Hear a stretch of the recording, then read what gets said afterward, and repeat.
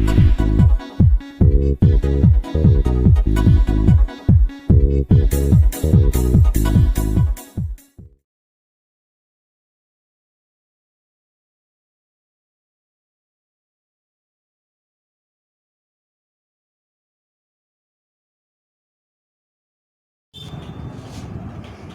मित्रों, nine academy की इस ऑनलाइन क्लास में आपका मैं फिर से स्वागत करता हूं।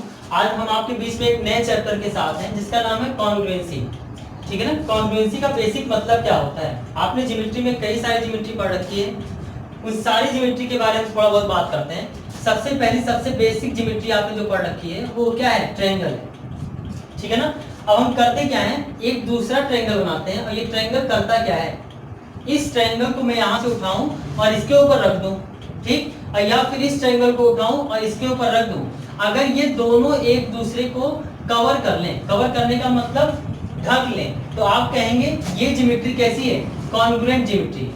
ऐसे ही अगर मैं आपके पास कोई क्वाड्रिलेटरल की बात करूं, आपके पास एक क्वाड्रिलेटरल है और इस क्वाड्रिलेटरल को इस पर सुपर इम्पोज करूं या फिर इसको इस पर सुपर इम्पोज करूं, अगर ये दोनों के दोनों एक दूसरे को कवर अप कर लेते हैं तो आप कहेंगे ये दोनों ज्योमेट्री कैसी ज्योमेट्री है? कॉन्ग्रुएंट ज्योमेट्री है। ठीक है ना। आपके सिलेबस में जो पढ़ना है वो सिलेबस में है कि ट्रायंगल की कॉन्ग्रुएंसी के बारे में पढ़ना है। ठीक है ना। तो ट्रायंगल की कॉन्ग्रुएंसी के बारे में हम बात करेंगे। अच्छा, जरूरी नहीं क्वाड्रिलेटरल तक ही सीमित हो, ये पेंटागन हेक्सागन तक भी सीमित, ये आप हेक्सागन तक भी इस चीजों को लगा सकते हैं। ठीक है ना। चलिए बेसिक चीज बात करते हैं। सबसे पहले कॉन्ग्रुएंसी के बारे में बात करते हैं। कोई ट्रायंगल कॉन्ग्रुएंट कब होता है? कोई एंगल कॉन्ग्रुएंट कब होता है? तब होता है जब एक ट्रायंगल के दो साइड और उनके बीच का एंगल, मतलब इसे कहते हैं SAS कॉन्ग्रुएंसी। मतलब क्या है कि अगर एक ट्रायंगल के दो साइड और उनके बीच का मतलब इंक्लूडेड एंगल अगर इक्वल है तो आप कहेंगे ट्रायंगल कैसे होते हैं? कॉन्ग्रुएंट होते हैं। इसी चीज को आज हम डेराइव करेंगे। ठीक है ना। अच्छा, मैं कहता हूं आपके पास एक ट्रायंगल ABC है, ठीक, ये है A, ये है B और ये क्या है? C। और एक दूसरा ट्रायंगल है जिसको हम कह रहे हैं DEF।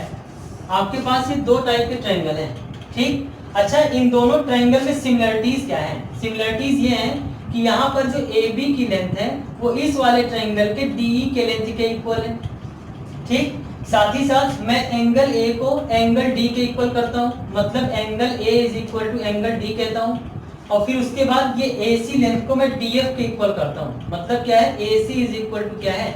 DF। तो यहाँ ध्यान दीजिएगा, यहाँ पर हो क्या रहा है, इस ट्रायंगल में ये वाली साइड इस ट्रायंगल की दूसरी साइड इसके इक्वल है, इस वाले ट्रायंगल की ये वाली साइड इस वाले ट्रायंगल की इस वाली साइड के इक्वल है, और साथ ही साथ जो साइड इक्वल है उनके ये बीच के एंगल भी क्या है? इक्वल है।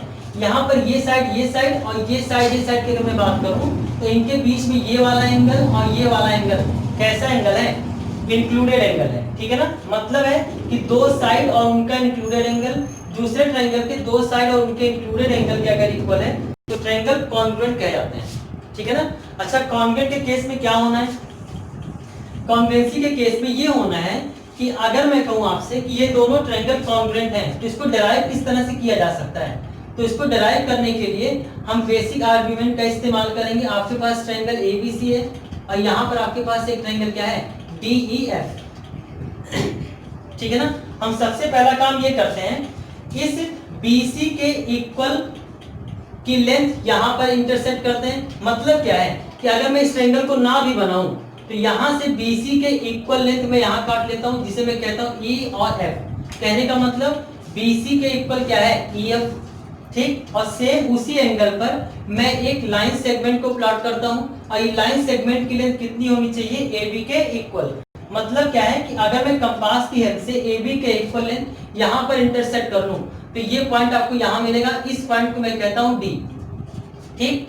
अच्छा, हमने किया क्या है? AB के इक्वल लेंथ यहाँ पर इंटरसेप्ट कराया और BC के इक्वल लेंथ हमने यहाँ पर प्लॉट कर रखा है, और साथ ही साथ इस एंगल के इक्वल यहाँ पर एंगल आपने सबटेंड कर रखा है। तो फाइनली हम करेंगे क्या? फाइनली हम ये करेंगे, जब मैं डी और ई को ज्वाइन करूंगा उस टाइम पर मैं देखूंगा क्या, ये AC की लेंथ और DF की लेंथ भी क्या हो जाती है, इक्वल हो जाती है। और इसके साथ ही ये वाला एंगल इसके इक्वल हो जाएगा, ये वाला एंगल इसके इक्वल हो जाएगा। कहने का मतलब क्या है फाइनली, कि इस ट्रायंगल के तीनों एंगल, इस ट्रायंगल के तीनों एंगल इक्वल हो जाएंगे, इस ट्रायंगल की तीनों साइड, इस ट्रायंगल की तीनों साइड के इक्वल हो जाएंगे।